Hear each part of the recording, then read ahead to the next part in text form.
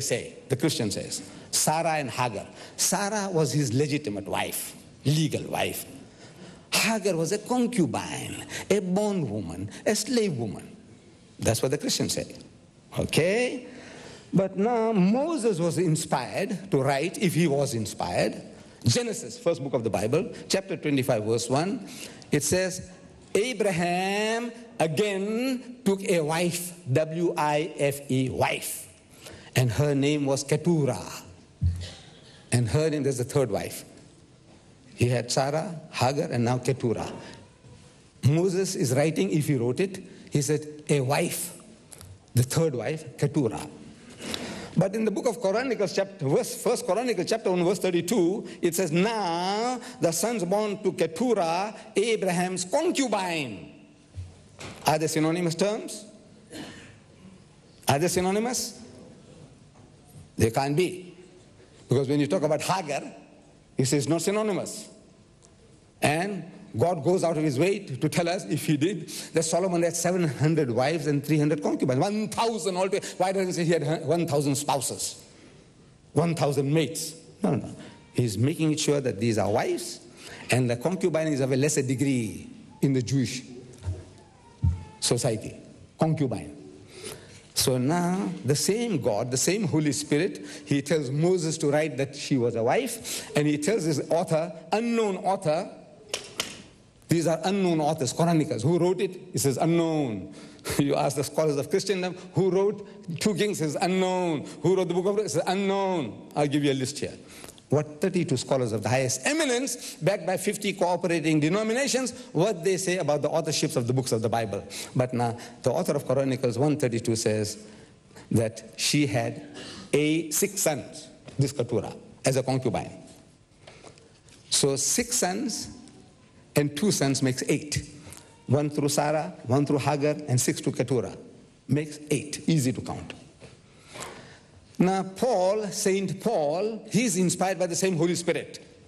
And he writes, for it is written that Abraham had 2 sons. Who's inspiring him to write? The Spirit of God? Because the same Spirit inspired the authors of the Old Testament that he had 2 sons from Sarah and Hagar, and he had 6 more from Keturah. That makes 8. But decades, centuries later, Paul is inspired by the same Holy Spirit, and the Holy Spirit forgot what he had told to Moses and the others. Now he comes and says that he had only 2 sons.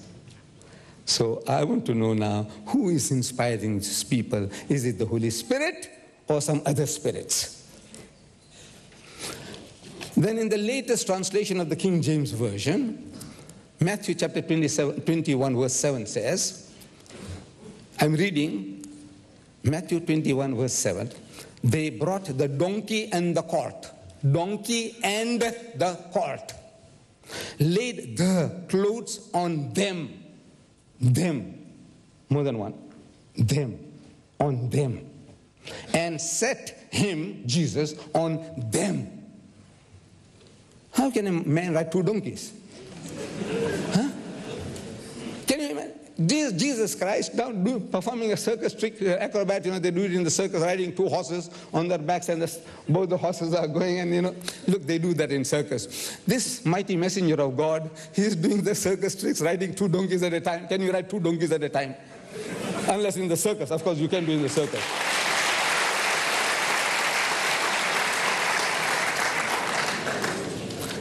The same book, John chapter 1 verse 18 says, no one has seen God at any time. You accept that? I accept that. No one has seen God at any time. Exodus chapter 33 verse 20 says, but he said, you cannot see my face, God told Moses. No man can see me and live. You can't even look at the sun. What can you see God, the creator of all this, heavens and earth? So it says, no man can see me and live. Accept it. God is not seen at any time. No man can see God and live. You'll die, you'll perish. But in Genesis chapter 32 verse 30, God inspires Moses, supposed to be, and tells him about Jacob. And Jacob called the name of the place Peniel. Peniel, Peniel. For I, quoting, for I have seen God face to face. Jacob saw God face to face. But we were told that no man can see God and live, and God is not seen at any time. Now Jacob tells us that he saw God face to face, and my life is preserved and I didn't die. Contradiction. Who's inspiring these words? I want to know. The pastor will explain. Yes. Yes, you will, sir. 1 Corinthians chapter 14, verse 33. For God is not the author of confusion. Accepted. How can God confuse people? It is the work of the devil. The devil confuses people, not God. Accepted. But in the book of Ezekiel, chapter 20, verse 25, we read, therefore, I also gave them up to statutes, laws, that were not good. God gave them laws to people which were not good for them, which were not good, and judgments by which they could not live. That's a devilish thing to do. God does that. He said, I'm not the author of confusion. We believe he's not the author of confusion, but he's confusing his creation, giving them evil laws, evil statutes.